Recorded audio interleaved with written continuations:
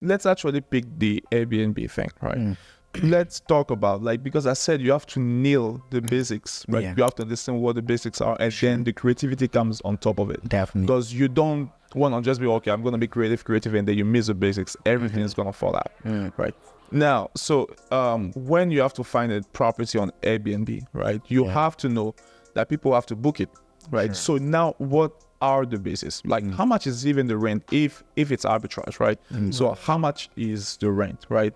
And let's say if you get booked for 3 weekends over 4, are you able to break even or make profit? That's very important. You have to know also, you have how many bedrooms, right? And you have to know how much are people around you charging for similar houses, similar type of properties, right? Because let's say if it's a 4-bedroom, right, and then you want to charge $350 a night, but everybody who's around you with also a 4-bedroom is charging 200. It's gonna be very tough for you if you guys have the exact same thing. Now, if you have other things like a jacuzzi or swimming pool, that increases the value of your property. Sure. But you have to nail the basics first, because to really be honest, how likely is it for you to have a guest every single weekend? There might be a weekend when nobody comes, right? So it's why I said 3 weekends over 4. So if this is good, like if the rent is good, the area is good, like people visiting this area, or is it a place that nobody really goes to, right? So you have to account for all of this.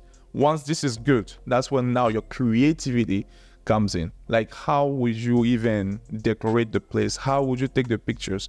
Like, you can literally pick the same room, but the way you would do the design, it can give a certain look to that property, right? It can give a classy look, it can give a modern, it can give a rustic look, depending on how you want to go with this, right? But that's where your creativity starts, but you have to nail the basics first. Yeah, I can definitely say, I can definitely bounce off to that, because whenever you and I had a chance to be able to partner in a lot of some business deals in real estate, I definitely was able to see your creativity side pop out. One thing that came out is the fact that you really take to heart the importance of optimizing the business deal that you have.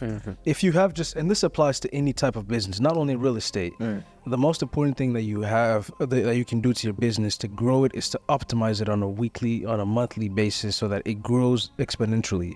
So if you're adding more value to it, it's going to pay you back.